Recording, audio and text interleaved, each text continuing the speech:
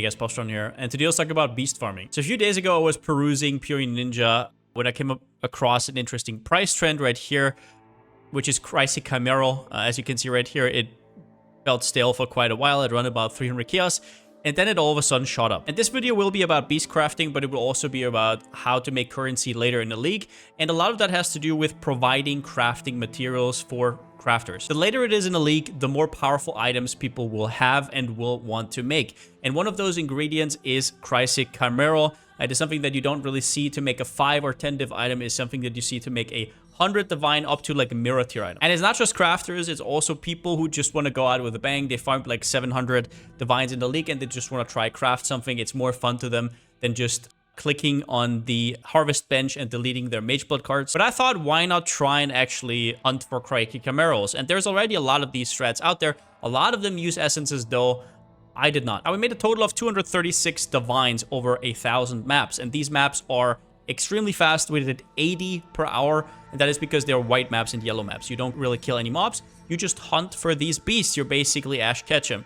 And as you can see right here, usually when you talk about money makers, it's like a list, but really it's just about Crisis Chimerals. If you've never seen Crisis Chimerals, I will show you how they look in a second, but basically what they do is in the beast crafting altar, you can save the state of a magic item, you can imprint it, and after that you can do whatever you want with it, right? You can wriggle it, exalt it, annul it, but it can always go back to its imprinted state. That's a very powerful effect that people are after. As you can see right here, out of 236 divines, almost 212 divines of those were from Crisis Chimerals. We also have Phenomenal Plagued Arachnids, which basically splits an item, which nowadays is mostly used for logbooks and blueprints. We also have the Ferric Wolf Alpha, which honestly wasn't too exciting. We also didn't find that many. It's also kind of hard to see it. More on that in a second. We also draw some raw divines and some fortunates. But other than that, there's really nothing out of the ordinary right here. Now, before we go further, shout out to Shotokan, who has basically a Bible of Beast Farming 101. You can learn a lot of useful information of this. I will link it down in the description. Now, one thing you'll learn if you read through that doc is that beasts are actually weighted by map tiers. So Crisis Chimerals are found from the get-go, from tier 1 onwards. But the higher you go, the more other beasts get introduced, and relatively, they have no chance in terms of value against the Crisis Chimeral. This means that you want to farm as low tier as possible. So in a perfect world, I would be farming tier 1s, tier 2s, tier 3s, or tier 4s, because at tier 5, there is a new beast introduction, which is Sakawin Rex. But we're still opting to go for tier 5, tier 6, and take that sacrifice, because we want to run Beach and Strang Ping Pong. In hindsight, I'm not 100% sure if that's still the play, because the map sustain is that easy, but the thing is we want a Watchstone, or a Voidstone, better said, to use a compass, which is the create a copy of beast captured in your maps. And the reason I'm not going for tier 4 is when I have a Voidstone in, the only tier 4s left are these 4 right here, and they're absolutely dreadful to run.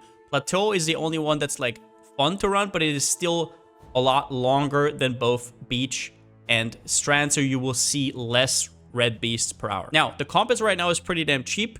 If this gets more expensive, say 40 chaos or higher, then I would probably not go for this, and I would just go for 0 Voidstones and just run Beach, Strand normally in their, I think, tier 2 and tier 3 state. Now, with the compass, that means that whenever you find a Crisis Chimeral, you actually find 2. So instead of 2.5 divs, you get 5.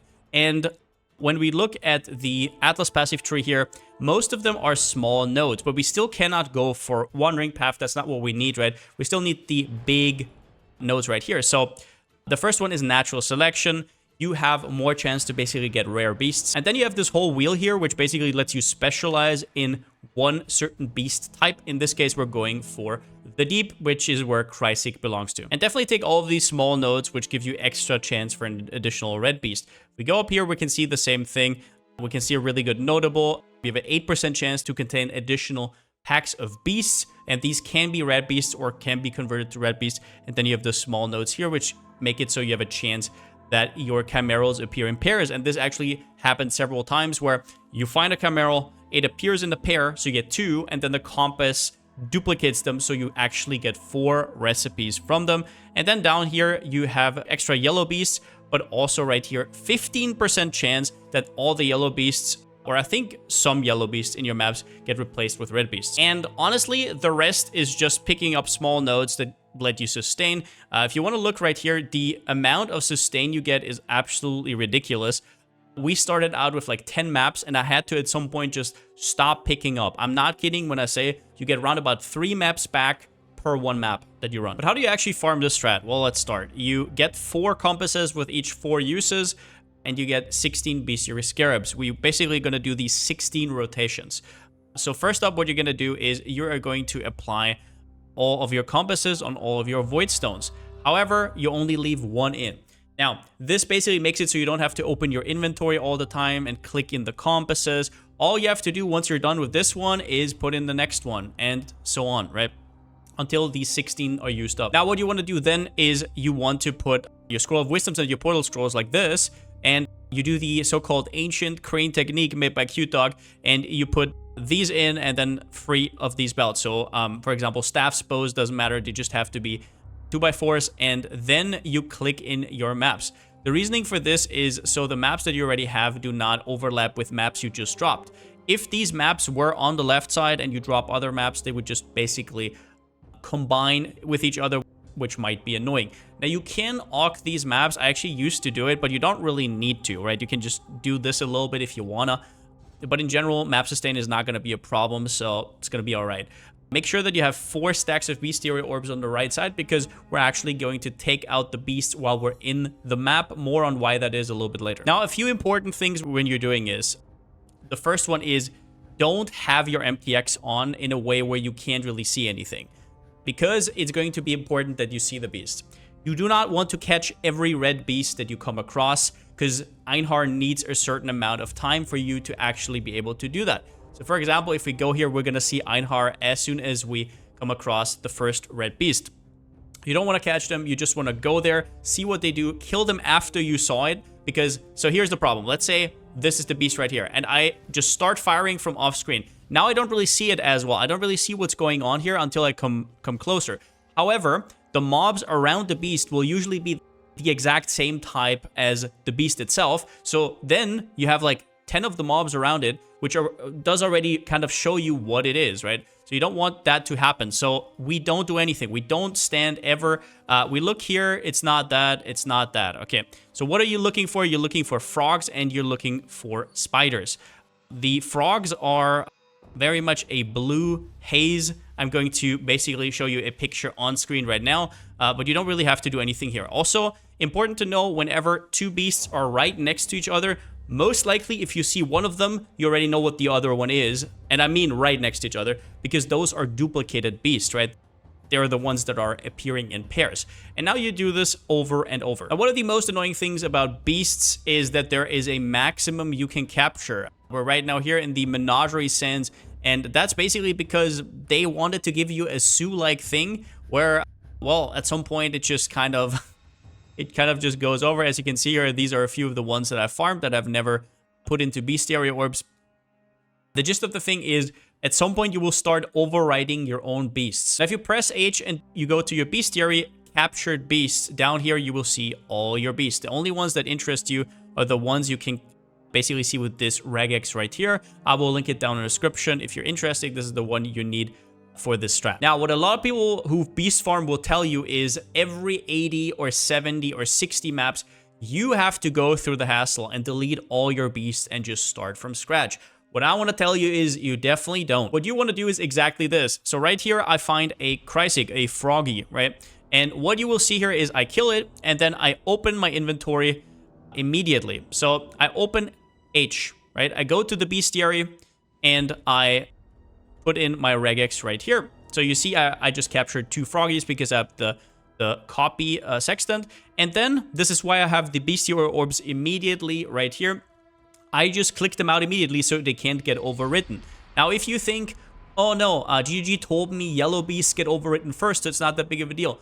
Not true. There has been bugs where stuff does get overwritten, so I would not take that risk. But you definitely do not have to just delete all your beasts all the time. You have to look out for these beasts anyways, so there's no reason to just do it later when you see them in your map, literally. And it's a white map, so you can easily just open your bestiary interface and just click 2 times. Now let's go over how much money we made in total and how much we spent. So we ran 1,000 maps. I first wanted to go with Gilded when I very quickly realized that I think it's just kind of inting, and I just went with Polished. So 300 of the maps we did with Gilded, 700 we did with Polished, and then we also paid for 250 of the compasses.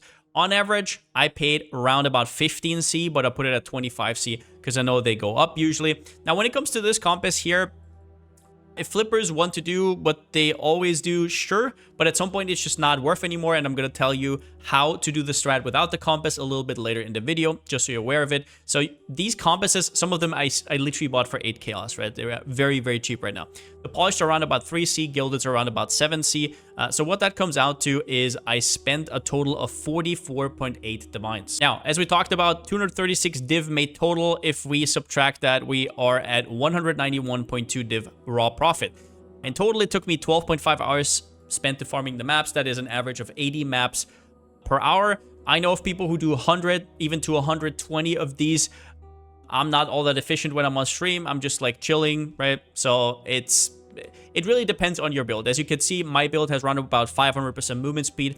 If you have something like, for example, a lab farmer and you have like 800 plus movement speed, or you make a dedicated build for this, which would basically look, I don't know, like 1,000% movement speed, needs no damage, needs no defenses, you can make significantly more than what I made here, which is 14.7, which is not completely correct, actually. If I adjusted this for exactly what I paid at the time when I ran this, I would have actually made 16 to 17 divines per hour, but this is more of a realistic scenario. But beyond that, some interesting numbers that or might be interesting to you is in total I got 84 Crysis Chimeras in 1,000 maps. If you see higher counters on my stream, that is because I did maps before, which I didn't count because I didn't track them.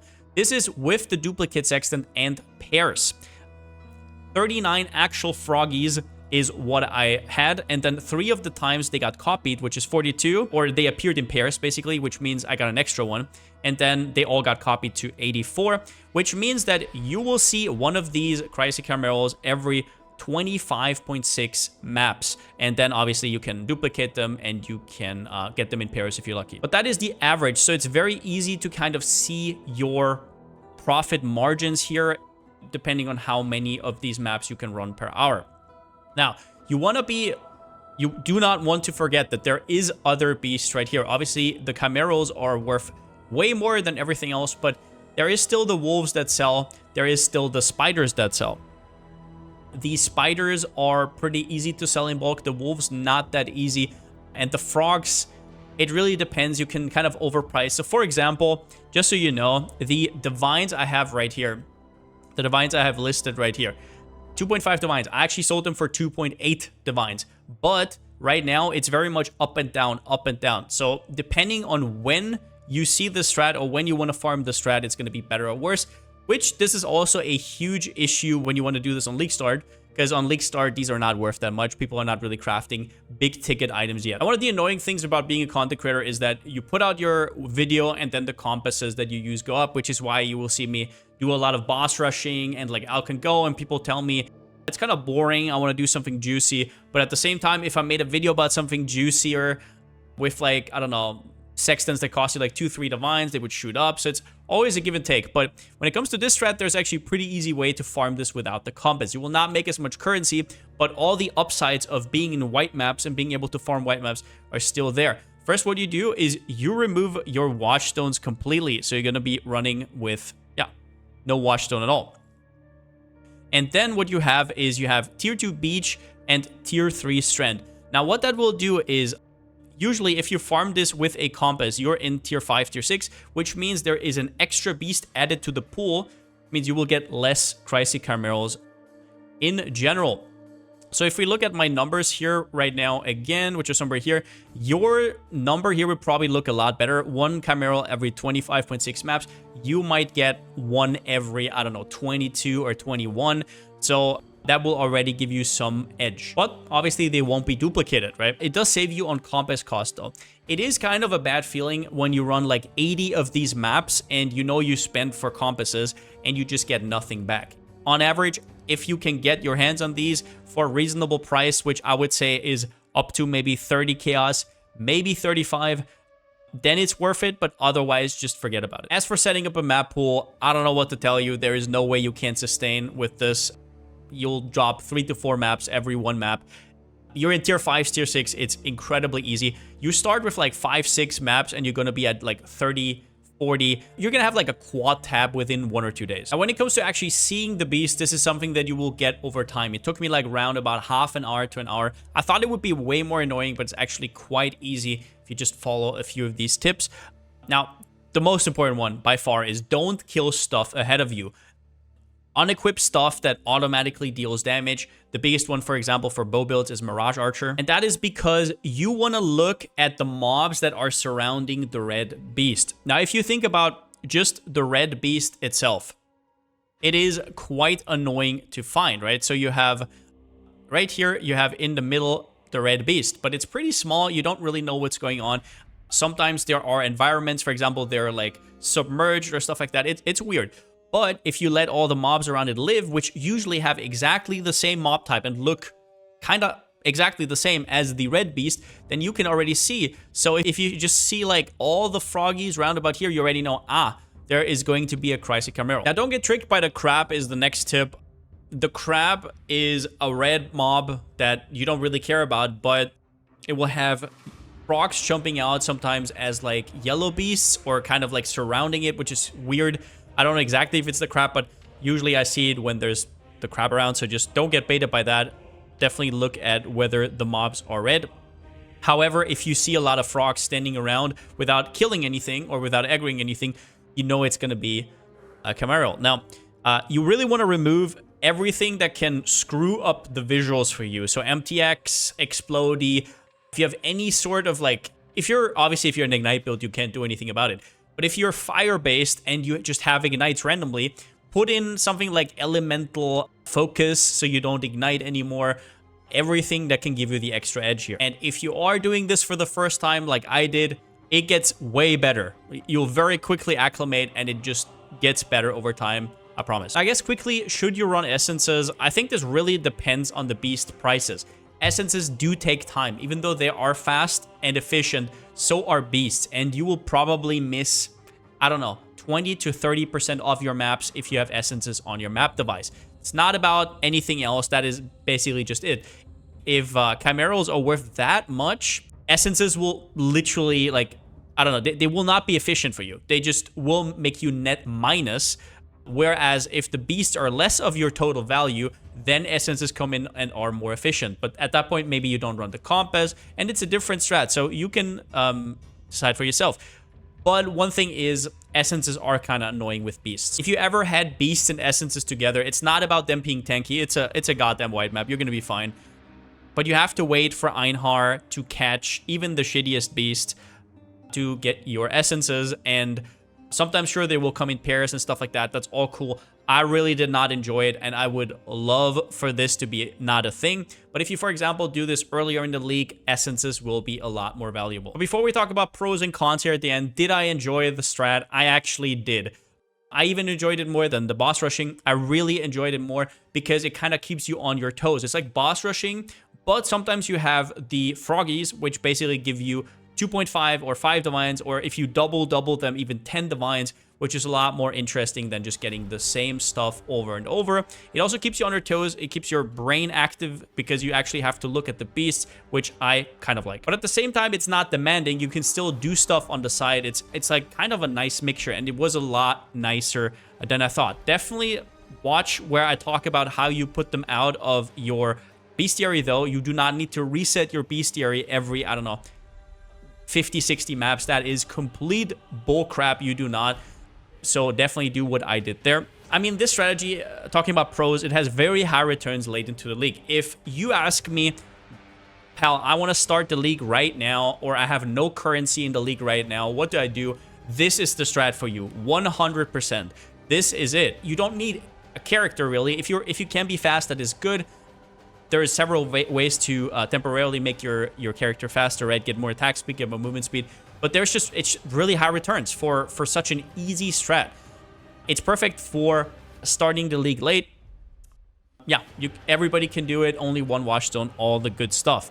When it comes to the cons is you don't really get much XP. So if you're leveling, that's going to be a big deal. We did, however, with how many maps we run, we did actually level from 98 to 99, funnily enough, but you don't get a lot of XP. It also relies on your character being fast, so if you have an all-rounder and you can't make it fast, then it's probably not going to be the strat for you. And you definitely need some time to get used to seeing the beast. At the start, I was like this, right? And at some point, you just get it. But overall, hope you like the strat. Once again, if you want to know more about Beast, check out Shotokan's doc. I'll link it down in the description. Maybe you learned a thing or two about this. Beasts were pretty much completely new for me. I know there's already a lot of these guides out there. If you want to do essences, sure. I just wanted to share the version of this that I personally found the best. And yeah, if you supply crafters with what they want late in the league, you're going to make good monies. And with that being said, since I still don't have a slogan, see you next time.